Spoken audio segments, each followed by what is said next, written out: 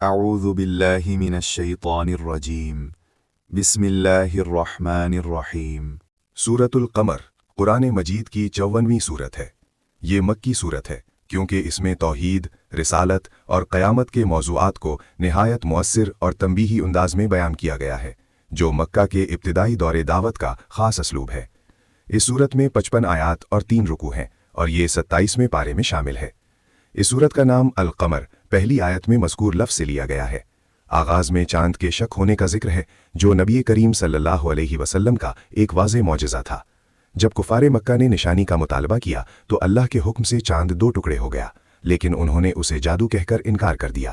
اس واقعے کی طرف اشارہ کر کے بتایا گیا کہ قیامت قریب آ چکی ہے اور حق کو جھٹلانے والوں کا انجام اچھا نہیں ہوگا۔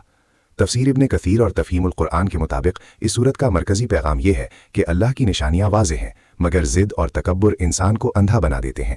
اس سورت میں بار بار ایک جملہ دہرایا گیا ہے کہ ہم نے قرآن کو نصیحت کے لیے آسان بنا دیا ہے، تو کیا کوئی ہے جو نصیحت حاصل کرے؟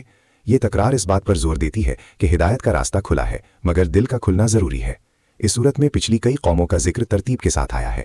قوم نوح نے انکار کیا تو طوفان آیا، قوم عاد نے سرکشی کی تو تیز و تند آندھی نے انہیں تباہ کر دیا، قوم سمود نے معجزہ دیکھ کر بھی تکذیب کی تو چیخ نے انہیں ہلاک کر دیا، قوم لوط نے برائی پر اصرار کیا تو ان پر پتھروں کی بارش ہوئی۔ ہر واقعے کے بعد تنبیہ دہرائی گئی کہ عذاب اور ڈر سنانے کا انجام کیسا تھا۔ فرعون اور اس کی قوم کا بھی ذکر ہے کہ انہوں نے موسیٰ علیہ السلام کی نشانیوں کو جھٹلایا تو اللہ نے انہیں سخت گرفت میں لے لیا۔ ان تمام مثالوں کے ذریعے اہل مکہ کو سمجھایا گیا کہ اگر وہ بھی انکار پر قائم رہے تو ان کا انجام بھی مختلف نہ ہوگا۔ سورت کے آخر میں بتایا گیا کہ متقین باغات اور نہروں میں ہوں گے، سچے مقام میں، قادر بادشاہ کے حضور۔ یہ منظر اہل ایمان کے لیے امید اور تسلی کا پیغام ہے کہ دنیا کی آزمائش عارضی ہے، اصل کامیابی آخرت میں ہے۔ عملی طور پر سورۃ القمر ہمیں یہ سبق دیتی ہے کہ اللہ کی نشانیوں کو سنجیدگی سے لیں اور ضد اور ہٹ دھرمی سے بچیں۔ قرآن کو سمجھنے اور اس پر عمل کرنے کی کوشش کریں کیونکہ اسے آسان بنا دیا گیا ہے۔ ہمیں تاریخ سے سبق سیکھنا چاہیے اور تکبر کی بجائے عاجزی اختیار کرنی چاہیے۔ سورۃ القمر کا پیغام واضح ہے کہ قیامت قریب ہے، حق ظاہر ہے اور انجام اعمال پر منحصر ہے۔ جو نصیحت قبول کرے گا وہ کامیاب ہوگا اور جو انکار کرے گا وہ خود اپنے لیے خسارہ مول لے گا۔ اللہ کا وعدہ سچا ہے اور اس کی گرفت سے کوئی بچ نہیں سکتا۔